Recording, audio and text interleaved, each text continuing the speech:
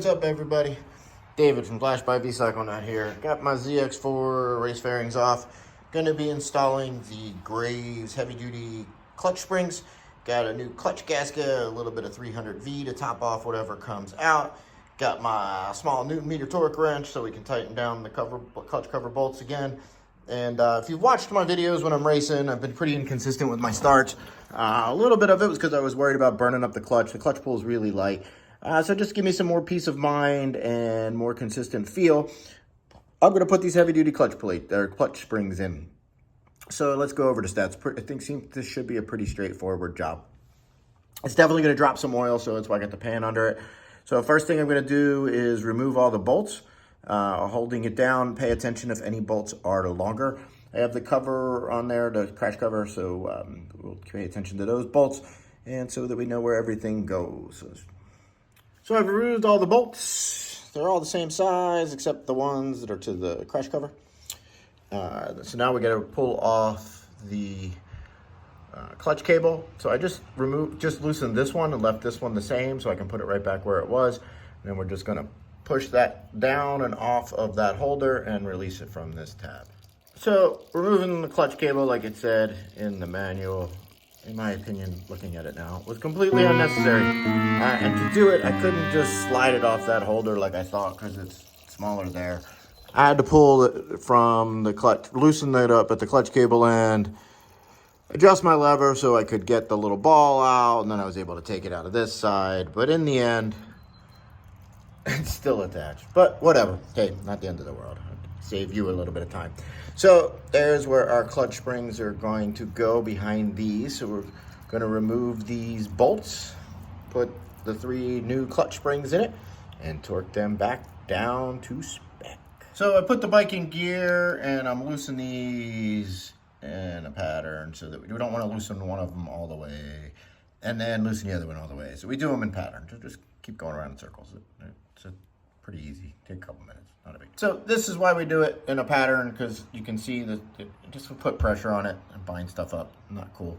So these are all loose, so we can take them out now, and we'll compare the stock springs to the Graves springs.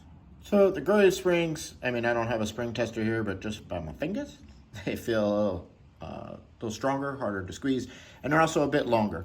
So this should give us a little more pressure on the clutch lever and give us a little bit more clamping force on our clutch.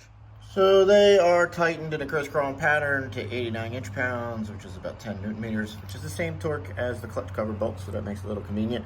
I did have a new clutch cover gasket, but it looks pretty good, came all off with no issues. So I'm gonna be a bad boy and reuse the stock one. So I feel a little better. I think you do have to take the clutch cable off so that you can rotate the clutch arm to the left or counterclockwise so that the clutch cover will release, and when you put it on, you start out with it out here and then rotate it on. And yeah, so clutch cover, I used a little rubber mount, tapped it on, made sure my dowels were in place, everything's lined up, and going to put the bolts back in, put some oil in it, and make sure it don't leak.